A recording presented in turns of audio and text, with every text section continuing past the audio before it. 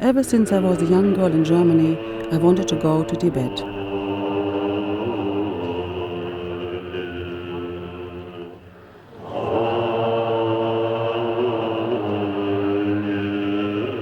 It was 33 years later that I started to realize my dreams and my wish to help Tibet and the Dalai Lama by making my 3 films.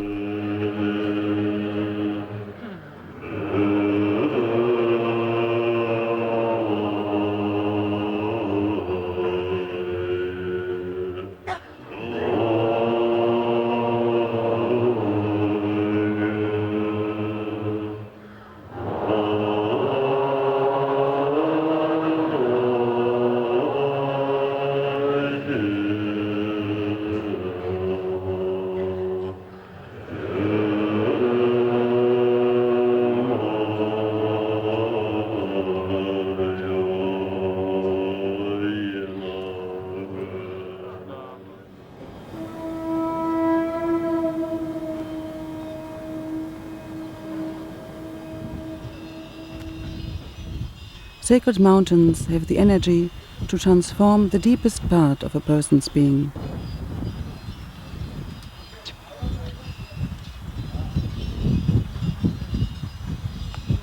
Moses was transformed at Mount Sinai, and Mount Olympus in the Peloponnese in Greece is the resting place of Zeus and the Greek gods.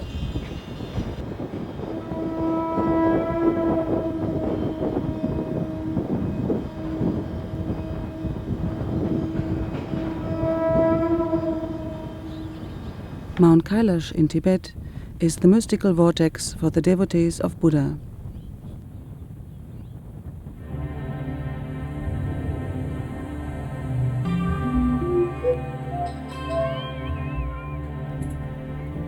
They journey to the western part of Tibet to circumambulate the sacred mountain. The purpose of the pilgrimage is to burn away their negative karma.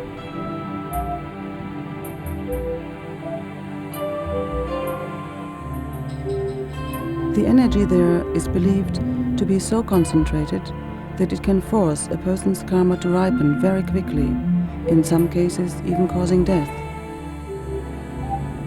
To Buddhists, to die while making the walk around the mountain is considered good karma and ensures good fortune in this lifetime and in future incarnations.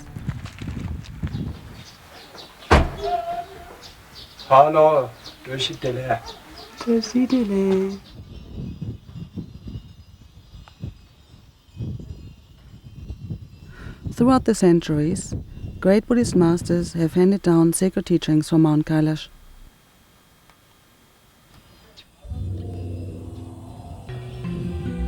Other religions also believe their most sacred deities reside on the mountain. Demchok Heruka for the Tibetan Buddhists,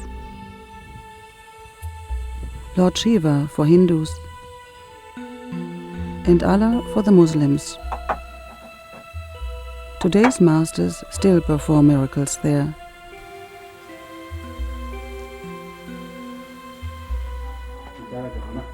He's cleaning up the Dalai Lama's throne. Good. Set him straight. Oh, that was great. During their sojourn around Kailash, devotees benefit from the blessed enlightened ones.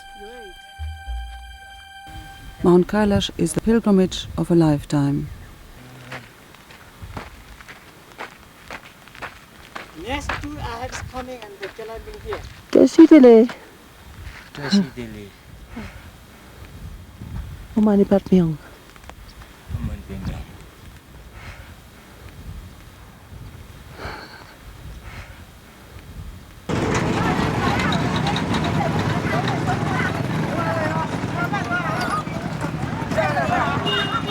The drive to Mount Kailash from Lhasa, the capital of Tibet, takes 7 days.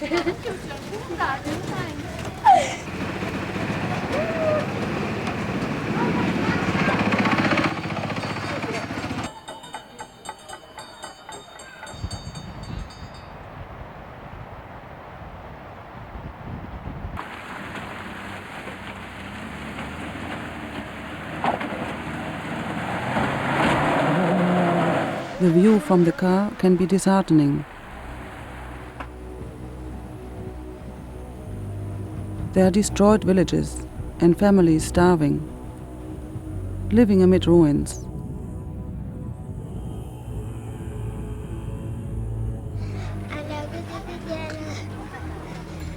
Others wander from place to place, searching for food for themselves and their animals.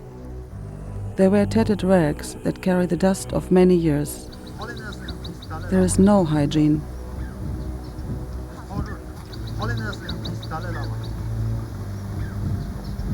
I have no photo of Dalai Lama. No photo.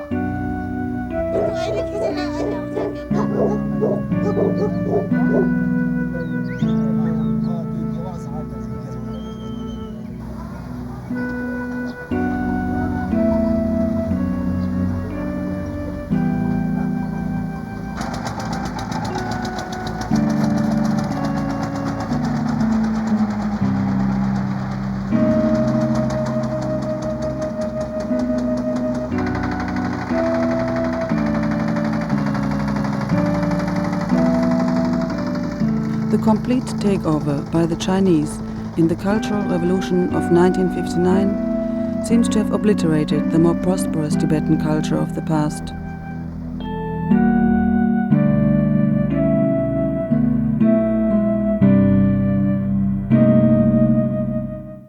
But the devotion to the Dalai Lama prevails. Even young children beg for pictures of His Holiness.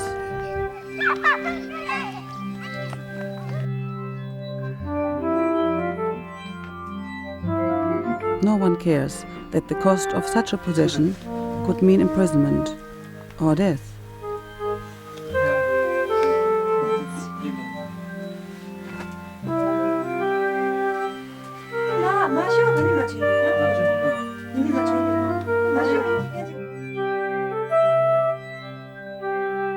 The last monastery we visited before walking around the holy mountain was dedicated to Guru Rinpoche, the second incarnate of Buddha.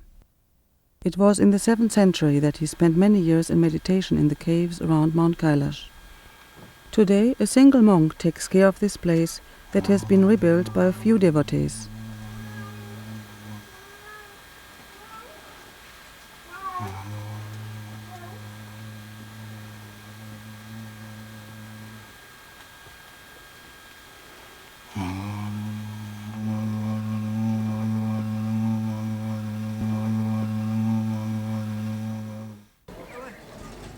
The present gateway into Mount Kailash was built by the Chinese. The camp they have created at the foot of the mountain looks like an entrance to a prison, insulting the real meaning of such a highly sacred place. Before the Chinese took over Tibet, there was no official entrance to Mount Kailash. When arriving, devotees could simply stop for a rest before beginning their climb to circle the mountain. Now all visitors must pay. For many pilgrims, the fee could equal many months' wages.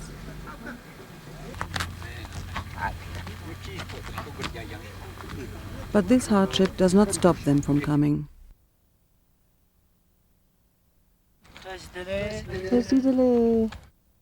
The different costumes and headdresses show the many cultures who make the journey to honor their religion.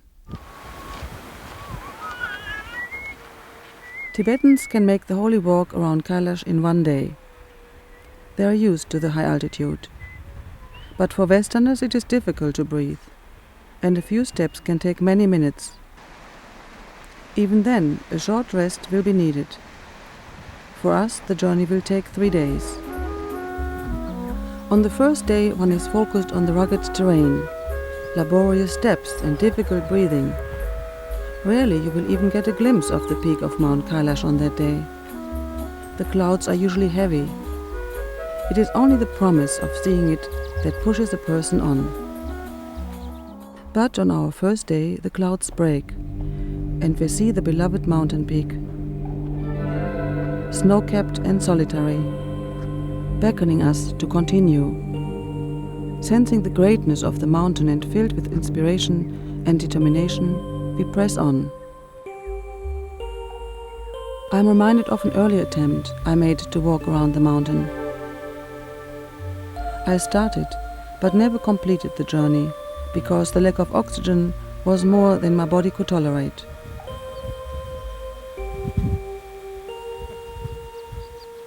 I had such a difficult time. I entered a near-death bardo state, the state of transition between life and death.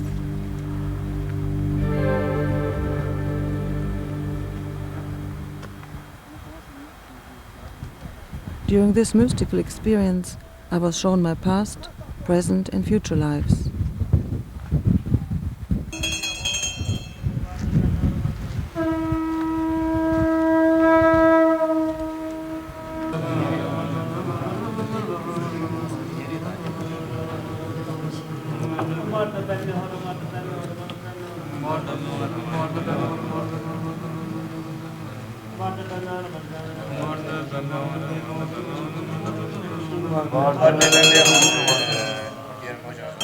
They were seen through golden light and blue sky. I had a feeling of complete fulfillment and well-being.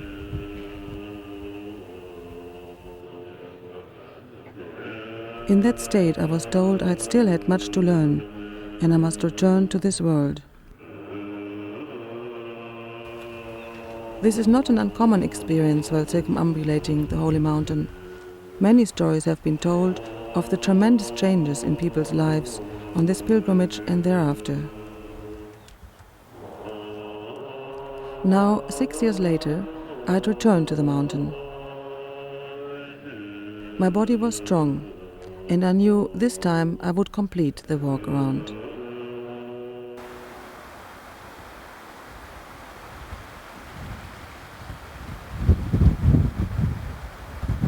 As the day began to fade, the Sherpas and yaks helped us journey over the rocks and snow. No trip can be made without such sure-footed help.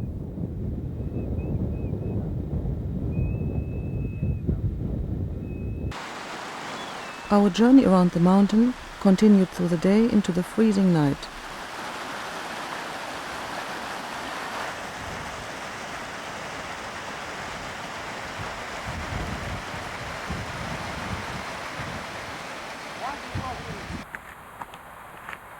We now felt like one with the mountain. We slept in tents with sleeping bags and blankets wrapped tightly around us. Still we froze. The mountains seemed to be testing our will to endure the hardship.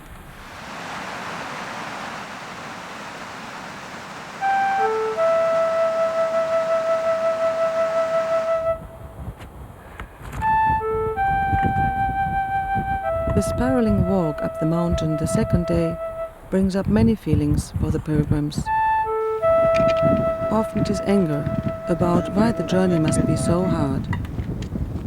The repetition of a mantra eased my suffering and agitation and gave me the strength to continue. We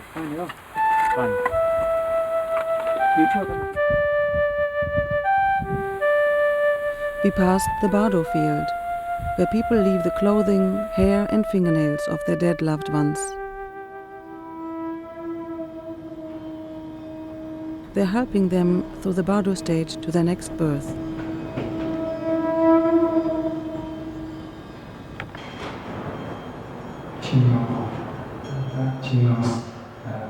They are also praying for help in releasing their own attachment to their beloved. In surrounding caves, nuns and monks meditate on the lifting of everyone's suffering and praying for all beings.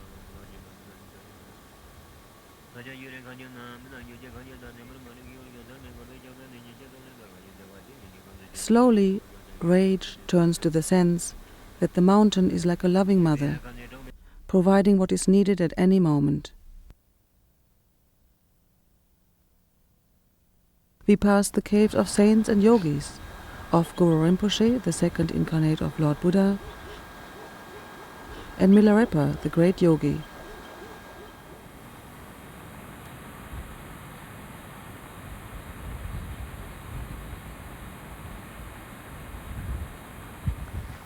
Pilgrims touched the sacred stones of the saints absorbing their energy.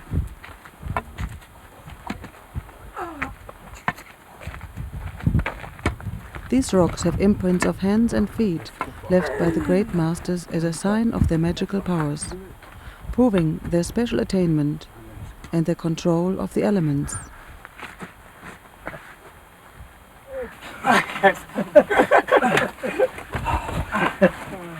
The legend says crawling through the stone can erase negative karma and ignorance about the illusions of existence.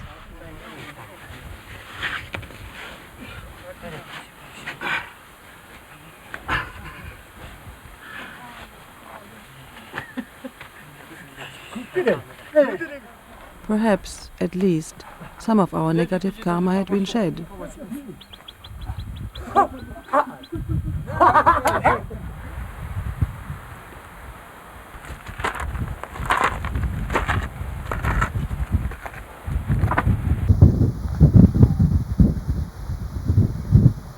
Only a week earlier, my mother had died. I left some of her clothing at the Bardo field, and I said my prayers for a quick transition and a good rebirth. Looking out over the Tara field, the protectoress of Tibet, I imagined all the sorrow the holy mountain had absorbed for its millions of worshippers. The cold air that enveloped me suddenly warmed and turned to a burning in my heart. It seemed to heal the sadness I carried. Leaving the Tara field, I had a burst of energy that sent me fearlessly running over snow-covered rocks and gaps. I felt like a soaring bird, but my exuberance soon made my legs wobbly, and at the end of the day I needed the strength of the yaks to carry me. We settled at a riverbank. Its surprising green lushness was set off by blue and yellow flowers.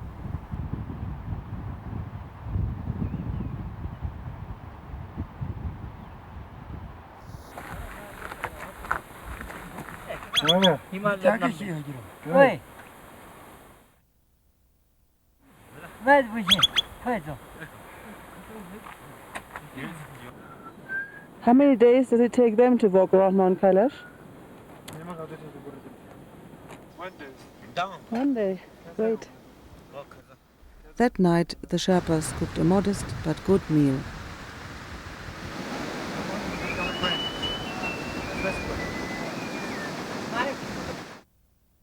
On the third day, we saw yogis doing their ancient practices.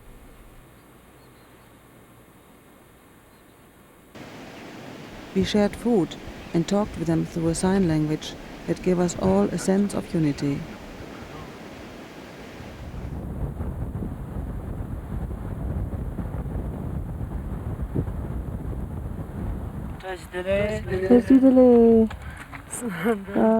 We passed worshipping monks who were happy to see us.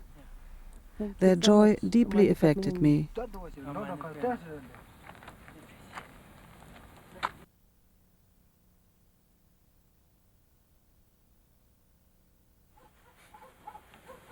We arrive at the last surviving monastery on Mount Kailash, dedicated to Guru Rinpoche in Milarepa,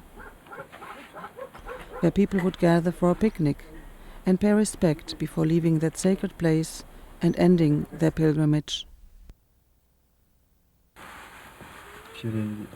Chenresic manifestation in the stone, in the rock? Yeah.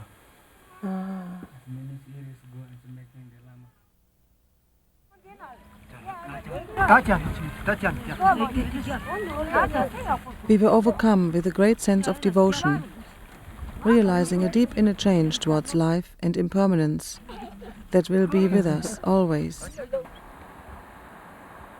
The gratefulness we experienced from this ancient, sacred tradition makes the loss more obvious that was caused by the destruction from the Chinese government, even in this holy mandala that is Mount Kailash.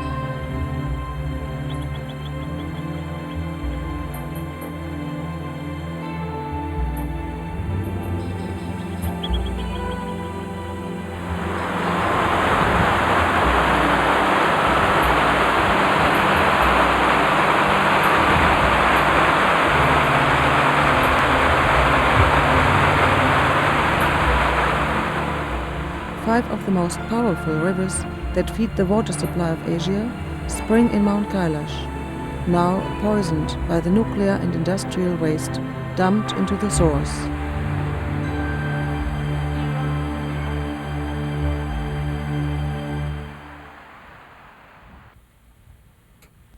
To complete the holy walk, one goes on to Lake Manasarovar, where I will stop before reaching Lhasa.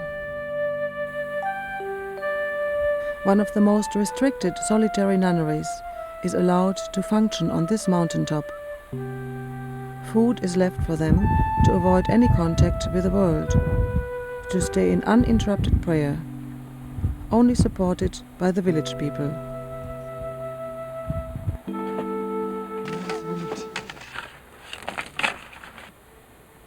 The journey to this lake is filled with emotions. Each neglected monastery seems a monument to China's suppression of Tibet's Buddhist religion.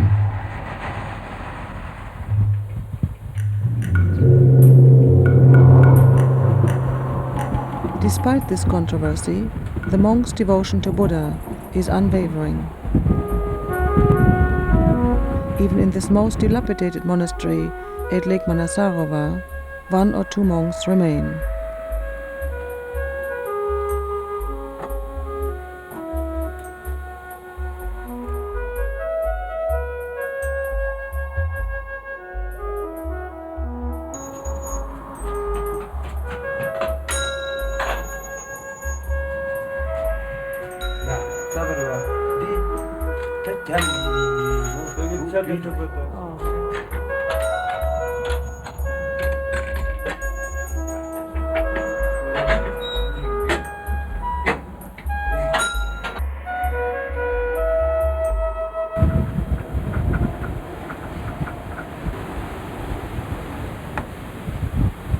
There is a cave in a monastery near the lake, where Tibet's great yogi Milarepa left his handprint in the rock. Until this very day, yogis and monks meditate there, inspired by the great master.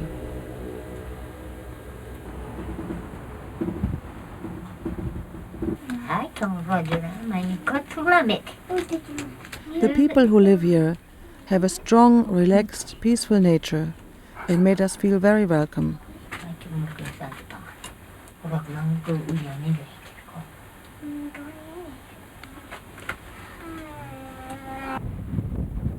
From the roof of the monastery, you can see the top of a snow-tipped mountain.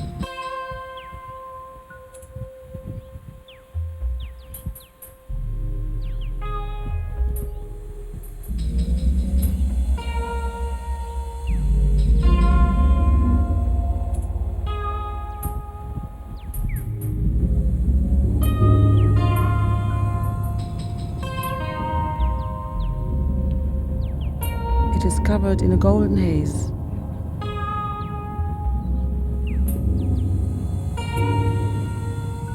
It is Mount Kailash.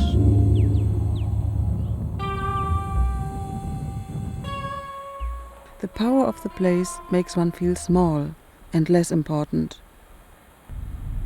It is a place of transformation.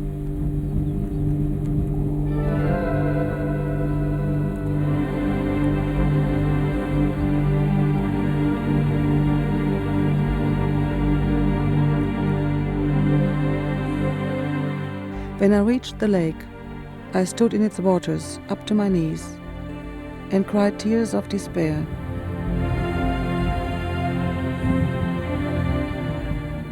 The silky, holy water lapped against my legs, bringing a deep comfort inside me.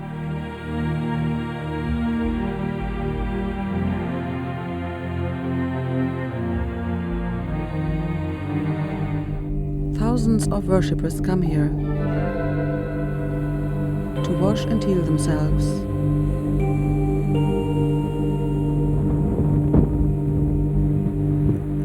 This is a sacred place for people of all faiths. But this holy lake may be in danger. The Chinese government intends to drill for oil here,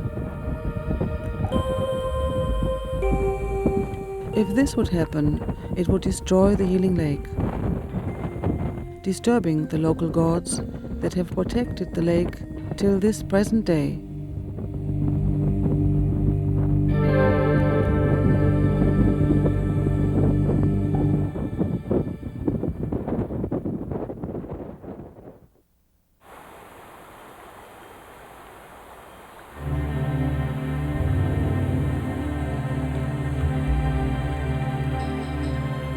The trip back to Lhasa was a bittersweet journey.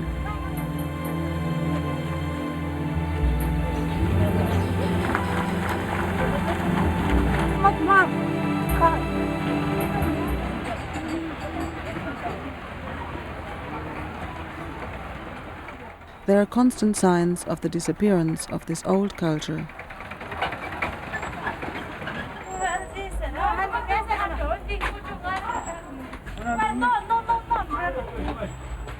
And the adjustments to the progress of the 20th century are primarily benefiting the Chinese population.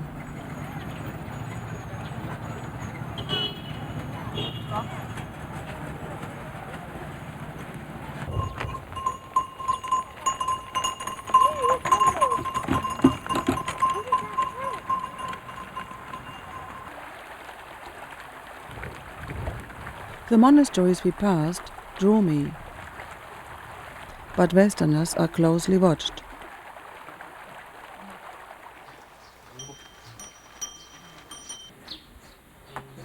I wondered if my desire to pay my respect to the monks who are keeping their own watch over the temples to Buddha would put them in danger.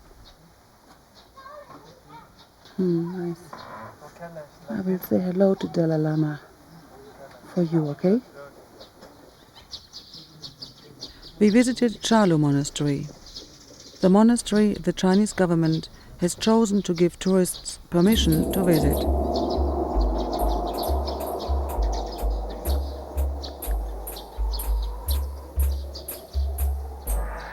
They are rebuilding this place with aid from many world organizations and displayed as evidence of their support for the culture of Tibet.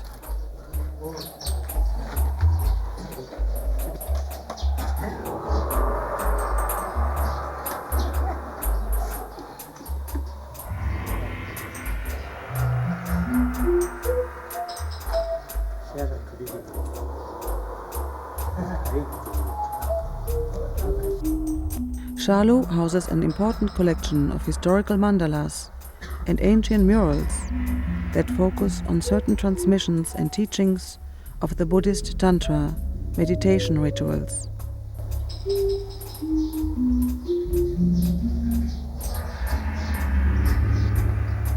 Chalu Monastery was founded by the great 12th century master Buhipa of the Shakya tradition.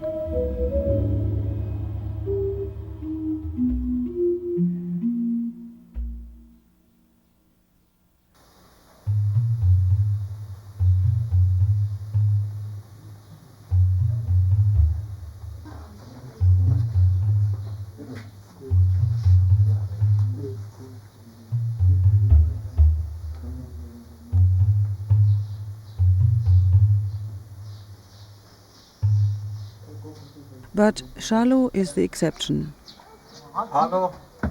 During our return to Lhasa, we see crumbling monasteries. The walls of some have been covered with cement to hide the exquisite pictures on them.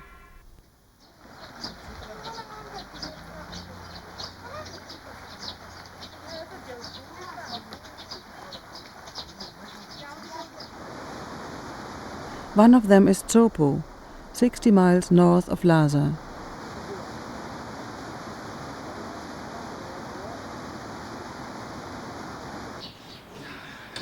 The monastery and residency of the Karmapa, head of the Kagyu lineage, one of the 4 main schools of Tibetan Buddhism. The Chinese government has controlled the choice of the reincarnation and supervises his teachings. By keeping the young Karmapa under close house arrest, they are ignoring the historical rites of the Dalai Lama's choice. Despite this cloud of uncertainty, the child Lama has proved himself to possess extraordinary spiritual gifts and the Dalai Lama has acknowledged him as the 17th incarnation of the Karmapa.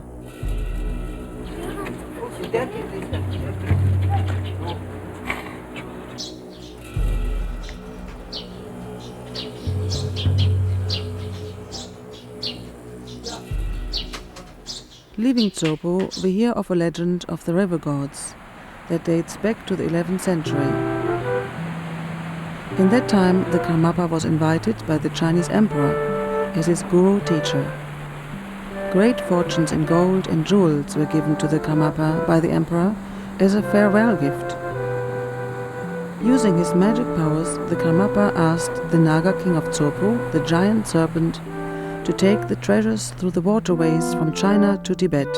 The treasure miraculously appeared on the riverbank in front of the monastery, spontaneously.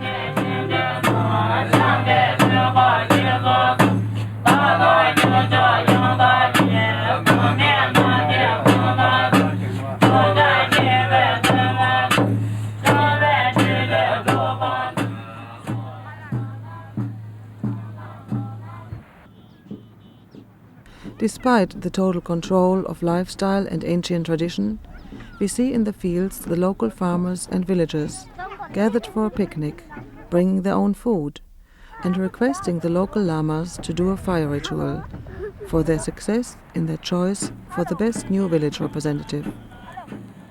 Fire pujas are special rituals to remove negative obstacles, performed by a qualified lama.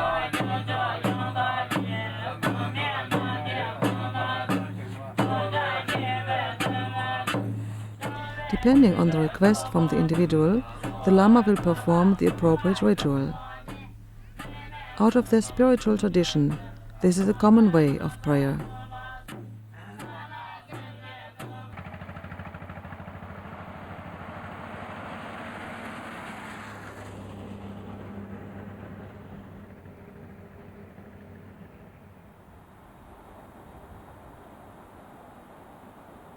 Arriving in Lhasa, I had the good fortune of meeting Trango Rinpoche, a great Tibetan scholar. I will just sit for a moment here with you to introduce you.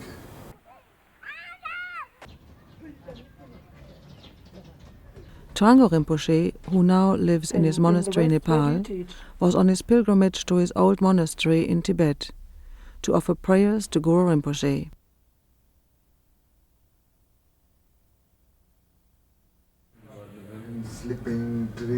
Trango Rinpoche gives guidance and advice to his followers with his special ability of divinations. The Tibetans call it Mo. What did you focus on during your practice? Buddha's teaching, Buddha's teaching in Sutra and Tantra. By using a divinity necessary in this tradition of divination, the Lama will give them accurate answers and advice, helping them to understand and resolve their problems. You also use the dice? Dice, Yeah. but more easy way is What did you focus on during your In this practice? state, he can call on the energies of Buddhist deities to give him the answers to their questions.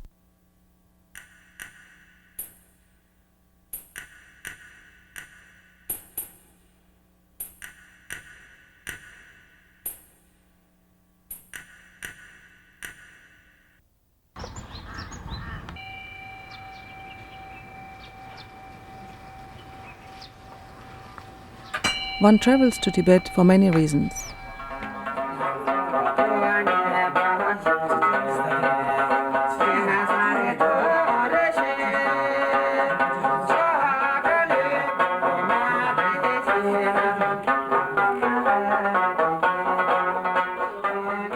And when one goes there many times, the reasons why reveal themselves like karma unfolding.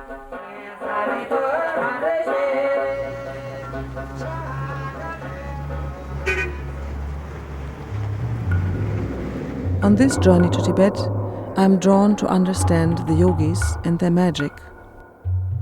The wonders of their art is rooted in their discipline, like the discipline that transforms the being to gain abilities that involve magical powers, such as predictions, healing, and removing obstacles in one's life. based on compassion to help all sentient beings. In Buddhism, magic is revealing the truth. And when you comprehend what you see what is truly real in the universe. This understanding is a most powerful tool on one's journey to transformation, as it can liberate the mind. Our thoughts are what create our world. When we are liberated from negative thoughts, all that has been around us changes. The yogis do their magic or tantric practices through visualizations and meditation.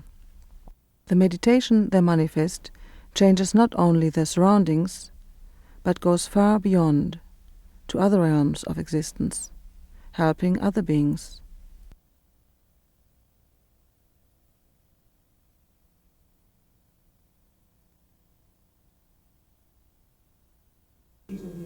On a previous journey to India, I asked the Dalai Lama for the name of a magician or tantric yogi I could interview.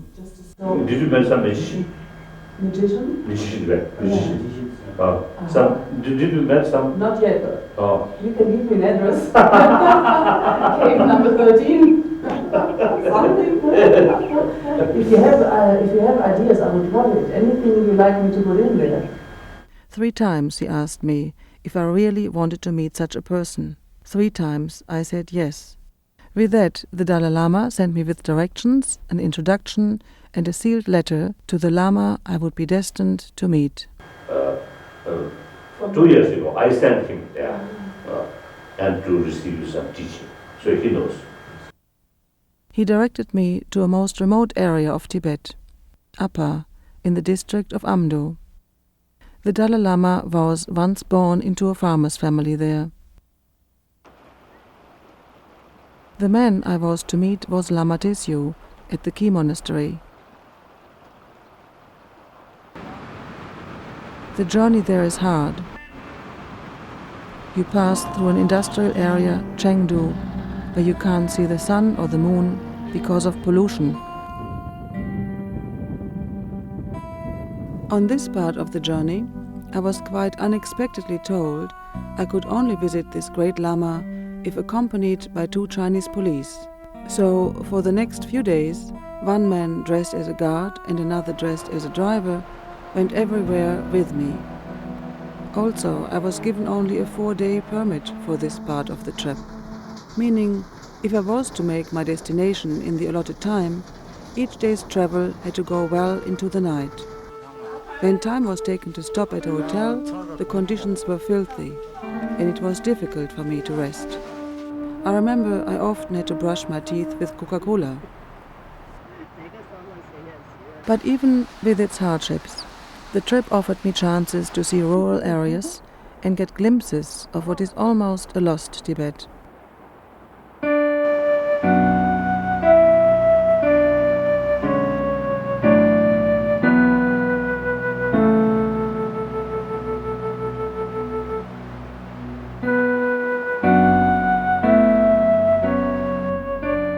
For example, passing through a small village, one could see a reminder of the Tsar culture's warrior history in an ancient tower from the 13th century.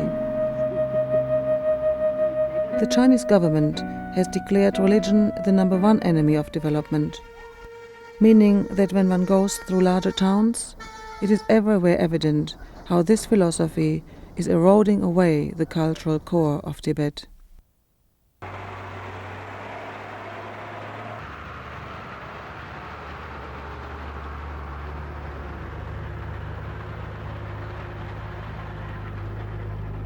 In the heart of such an area, I met 2 lamas who told me I was close to the monastery the Dalai Lama had told me about. They were on a pilgrimage to their nearby hometowns. My heart was racing because I was so close to my goal. When we arrived at the monastery, I was suddenly informed by my police guards that I would not be allowed to film or speak to anyone in this monastery or any other in the region. When I was taken to the Lama, on seeing him, I fell to my knees. As I looked up, I saw a powerful mountain of a man, seated on a saffron cushion and dressed in red robes. I gave him a kata, the traditional white silk scarf, and then broke down crying, overcome with emotion, for it had suddenly struck me that I was forbidden to speak to the one person I had traveled so far to see. Perhaps my tears spoke more than I realized, for the Lama placed his large, warm hands on my head, and I felt from his touch that he was speaking to me through mind transmission. I understood I was to continue my work for the Tibetans. He then gave me some dharma medicine to soothe my tears. Its effect was so immediate and the relief so profound that a great laughter swelled within me. After bringing relief to my body, he handed me 2 books that contained the teachings of world peace and told me I was meant to keep them close to me forever. His next gift to me was a mantra. In these moments, I felt we were all connected.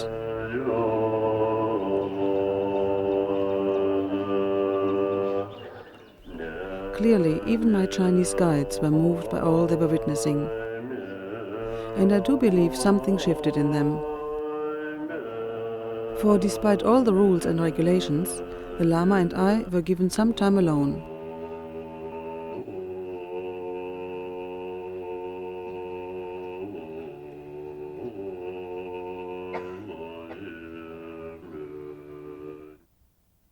But, being suspicious of the circumstances, I did not give him the letter from the Dalai Lama.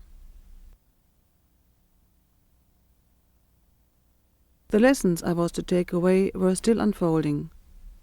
One thing I did feel was energized and inspired to continue my journey through Tibet. I scooped up some earth to take with me as a reminder of this place.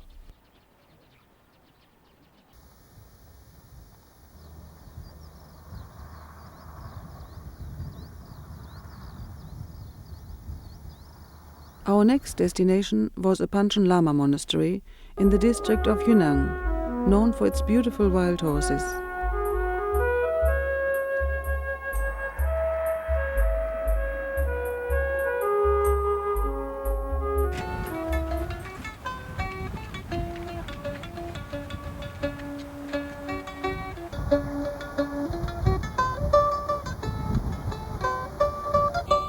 The relationship between the Panchen and Dalai Lamas of past and present is a critical one to grasp in any story of transformation.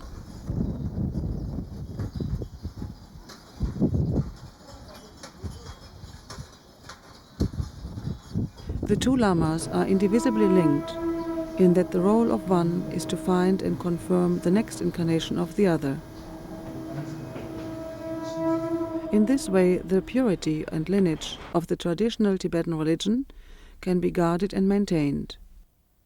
It is a brilliant system of checks and balances, but one that has been severely compromised by the Chinese government in the last few years, when they replaced the present incarnation of the Panchen Lama, a little Tibetan boy of 8 years, initiated by the Dalai Lama, with a Chinese surrogate boy, a simple peasant boy, who will remain that for the rest of his life. Though the Chinese try to control and destroy the high incarnates of Tibet, they will have no influence on the future of the Dharma. For the high incarnated Lamas living in the West recognize who is a true incarnate and who is not, dissolving the Chinese statement. Through the wisdom of the Dharma, high reincarnates are reborn in the West to teach in peace to their devotees, allowing Tibet to expand into the Western world. The Panchen Lama monastery I was visiting is a teaching center housing 1,500 monks. Given how the authority of the Dalai Lama is being profoundly challenged, when I met the Lama of this monastery, I wasn't sure if I could trust him.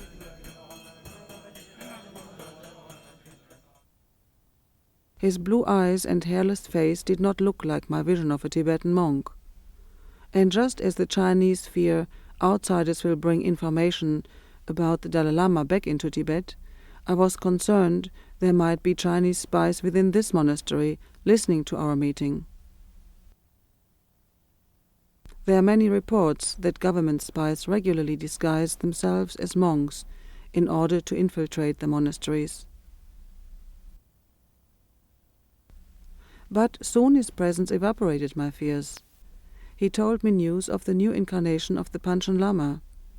He said that though the kidnapped child's whole family may be assassinated by now, the beloved young boy is safe. Yet he is the youngest prisoner in the world. He also refused my donation to his monastery and simply said, "My dear one, we don't want your money. We want you to tell the Western world we exist here in this remote area, still practicing and teaching the Dharma, and invite others to come." He then told me about his teacher, a great tantric yogi, who had defended the monastery in 1986 from Chinese troops. They found weapons and crucified some monks, and tried to do the same to him. But he dissolved his body into light and disappeared into the wind, and was never seen again. The Lama's smile filled the room with a sense of hope as he told me the story.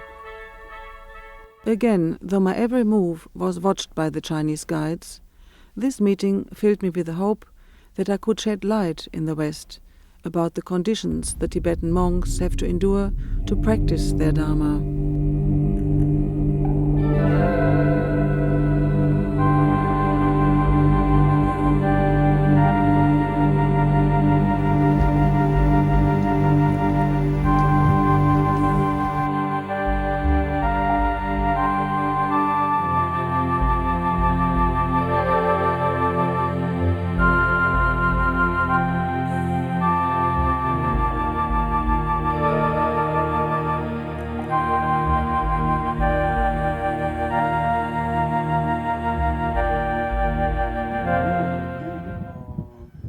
Four miles west of Lhasa are Drepung and Nechung Monastery, two of the most important monasteries of the Buddhist tradition.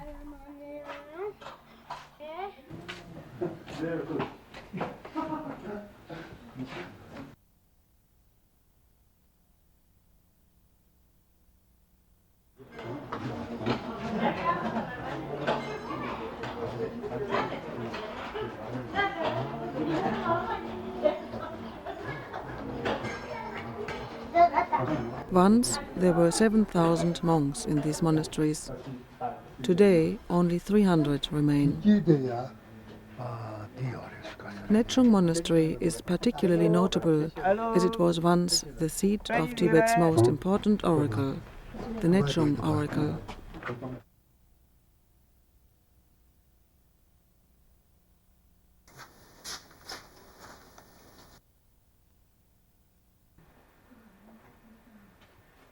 Oracles were an important source of information and guidance in many ancient civilizations. Their popularity has declined in the West. By contrast, the phenomena of oracles still have a vital role in Tibetan life. Oracles are not only invoked to foretell the future, but also to heal and protect, especially the Buddha Dharma and its followers.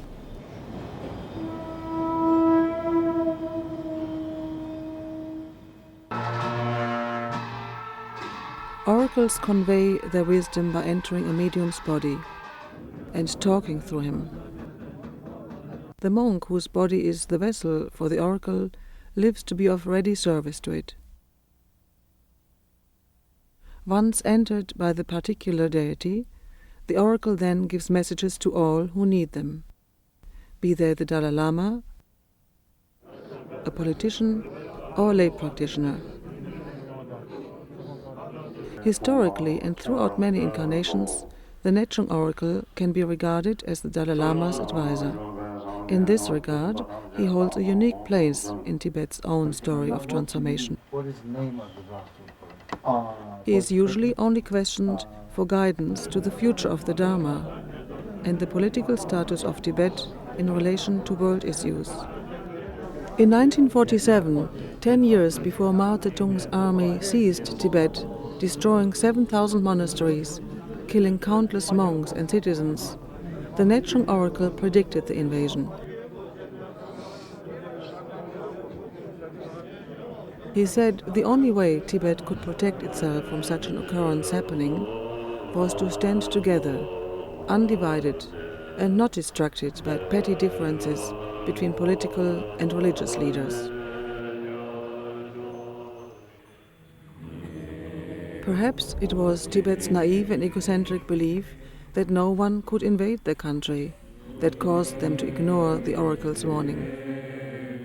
Perhaps, had they listened to the oracle, the Tibetans would have abandoned their own politics and policies that weakened their society. But all this is in retrospect, for Tibet fell to the Chinese, forever changing its peaceful, spiritual, provincial history.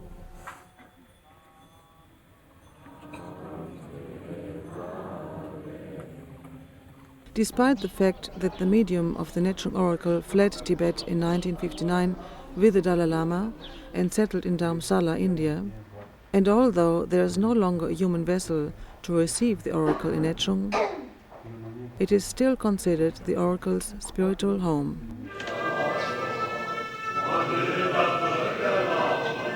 A special ceremony helps the medium prepare for the oracle's presence.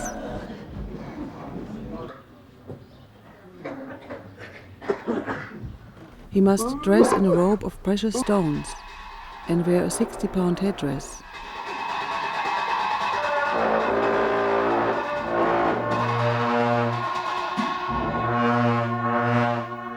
The weight of the costume alone is too much to bear. However, the protected deity gives the monk strength to support not only its weight, but also the entire physical ordeal of having his body temporarily entered.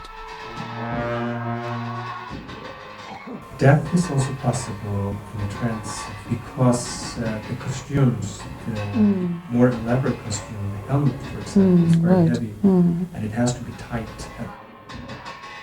The medium falls into trance for the first time rather spontaneously, like the oracle itself. In all Eastern philosophies, the concepts of yin and yang are interdependent and interchangeable. One cannot imagine day without night. Perhaps as the law of karma unfolds, one of the ultimate lessons of the Chinese invasion of Tibet might be that it was a necessary occurrence, meant to crack Tibet's shell of secrecy and self-involvement.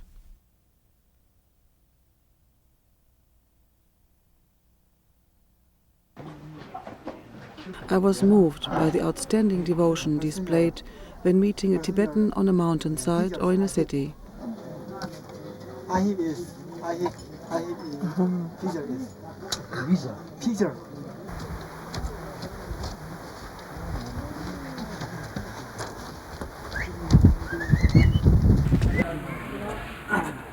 The transformative power of their spiritual beliefs gives them the strength to survive.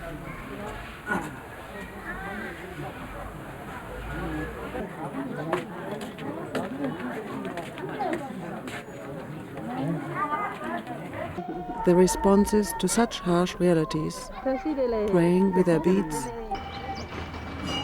chanting their mantras, continuing the pilgrimages to their shrines, making offerings and receiving blessings, has been a great teacher to me.